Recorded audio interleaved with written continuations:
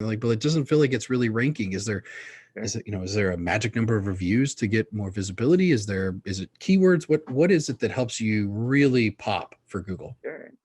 Well, we have to remember that algorithms are based on patterns. There's never a set it, forget it. You can't just go in, do a bunch of things, and then throw your feet up on the desk, right? These are marketing tactics that need to be nurtured and cultivated. And there's four areas of local search. If you're a local business, if you're brick and mortar and you have a physical address, there's four areas that you're going to need to focus on. Area number one is going to be making sure your data, your business data, is accurate everywhere it needs to be.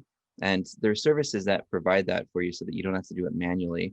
When we're talking about databases, we're talking about like InfoUSA and Factual, which is now owned by Foursquare, and there's several of these different databases. The services that are available that can do all of that kind of grunt work for you are Moz Local, Bright Local. There's several of these services. I believe WhiteSpark, based in Canada, does that as well. So you start with those data aggregators and make sure your business information is always accurate, since proximity to a location is still probably the number one ranking signal in maps. I mean, you do a search and Google's going to try to show you the most the closest location to you.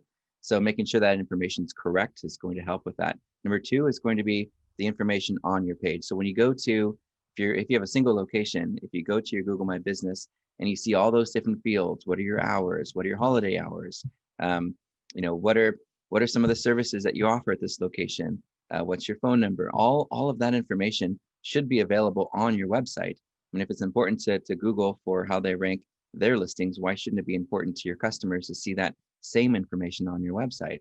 So, and if you have multiple locations, create a location page for every single location. You can see that when you go to Applebee's and IHOP, you can see how they have individual location pages that are optimized for the type of restaurant they are in the city that they're located in. So I would say that's, in a sense, it's called a local page, right? Making sure that local page is fully optimized. Number three is going to be around how visible your business information is off your website. As you know, these search engines use web crawlers, right? These little robots that crawl through the internet. And for organic rankings, they're going to look at how many other websites are mentioning and linking to your website. But for map rankings, they're going to look at how often they find your business data.